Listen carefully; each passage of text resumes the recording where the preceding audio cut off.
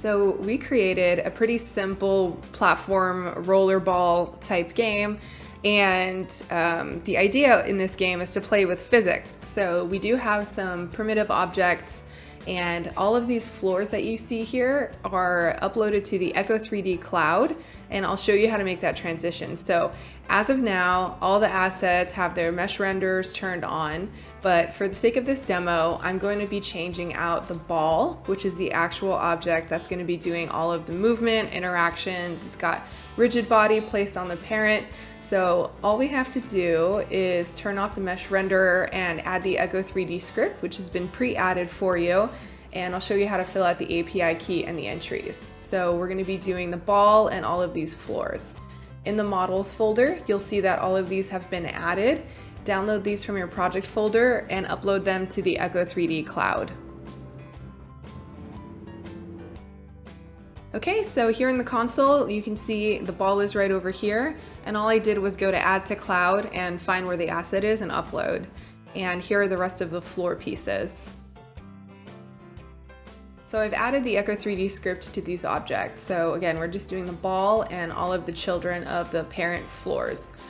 The ball will be the first one that we do, and all you need is your API key and the entry ID. Your API key is right up here, and the entry ID is just going to be this identifying number right here at the bottom. So we're going to copy that over, round term 2015.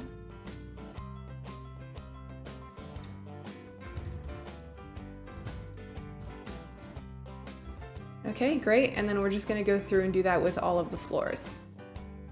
I'll be right back. Okay, so I went through all of the floor objects and the parent, and I've added all of the entry IDs.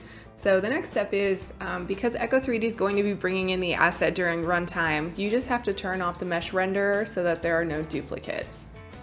All these other characteristics apply, and you'll notice that we have a custom behavior script right here on all of the Echo 3D objects. So within custom behavior, you're able to modify remote transformations, which that means that you're able to set the scale, X, Y, the rotation. There's a lot of metadata that you can add. So basically in this script, once you open it, if you look at this line, line 27, if you comment it out, whatever the parent object's transform is, will basically be what is applied to the asset. So if you turn this on, then you'll be able to apply all of the metadata that you set in the console. Because we want accurate placement, we're gonna keep this off.